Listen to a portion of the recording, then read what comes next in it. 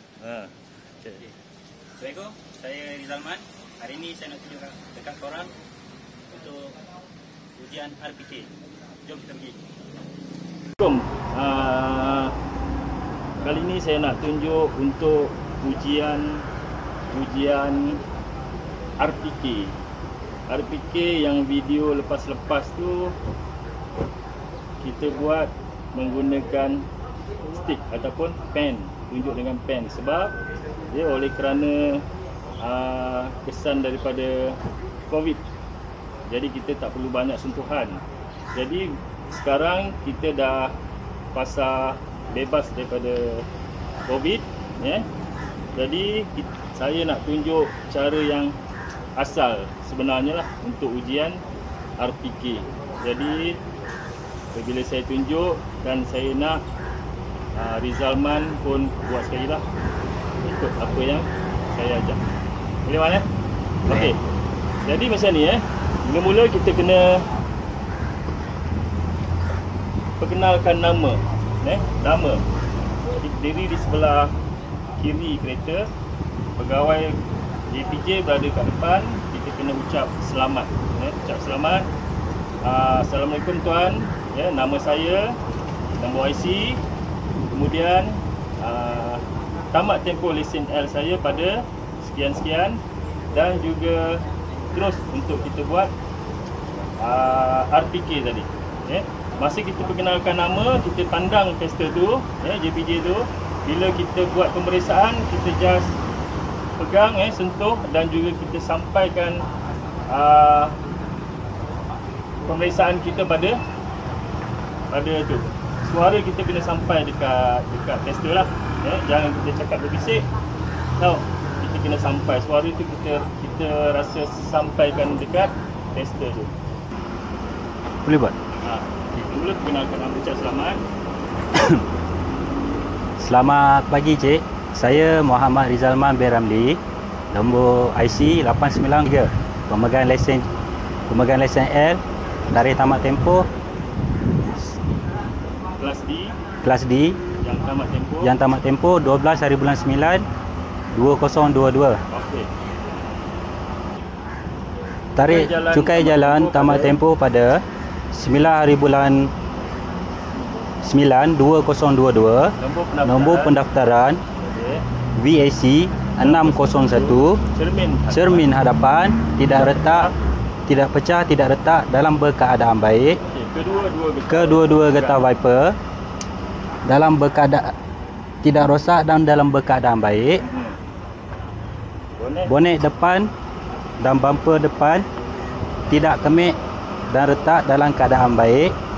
Nombor pendaftaran VAC, nombor plate VAC 601 tidak pecah dan dalam keadaan baik.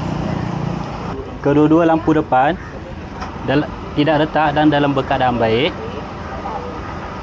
Bateri sel kering tidak longgar dan dalam berkeadaan baik. Air wiper, tangki air wiper air mencukupi. Tangki simpanan air radiator air mencukupi. Penutup tangki radiator tidak rosak dan dalam berkeadaan baik. Getah hos tidak bocor dan dalam berkeadaan baik.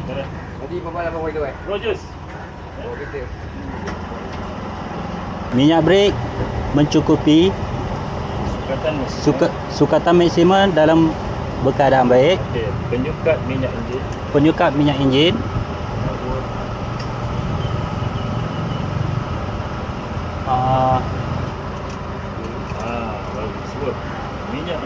Minyak enjin mencukupi.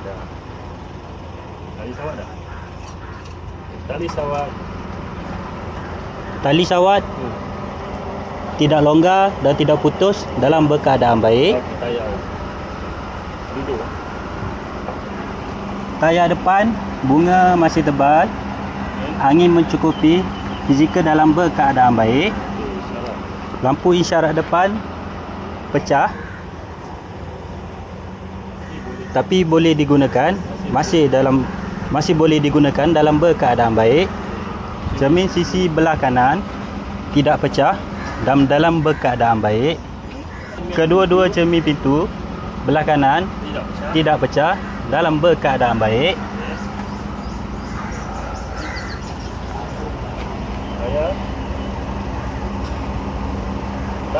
Tayar belakang sebelah kanan bunga masih tebal, angin mencukupi, fizikal dalam berkeadaan baik.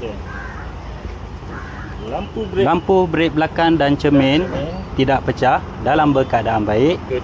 Kedua-dua lampu isyarat belakang tidak retak dan pecah dalam keadaan baik. Boot dan bumper tidak kemik dalam berkeadaan baik. Nombor plate pendaftaran VAC 601 dalam jelas dan lengkap dalam berkeadaan baik.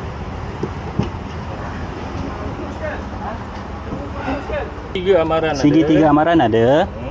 Jack ada. Spana ada. Tayar gantian bunga masih tebal, angin mencukupi, fizikal dalam berkeadaan baik. Tayar belakang sebelah kiri bunga masih tebal, angin mencukupi dan fizikal dalam berkeadaan baik. Kedua-dua cermin pintu di sebelah kiri tidak pecah dan retak dalam keadaan baik. Cermin sisi sebelah kiri tidak retak dan dalam berkeadaan baik. Dan signal tidak pecah dalam keadaan yang baik. Dan akhir sekali, tayar depan sebelah kiri bunga masih tebal, angin mencukupi, fizikal dalam berkeadaan yang baik. So, sekian, terima kasih. Okey, cun lah.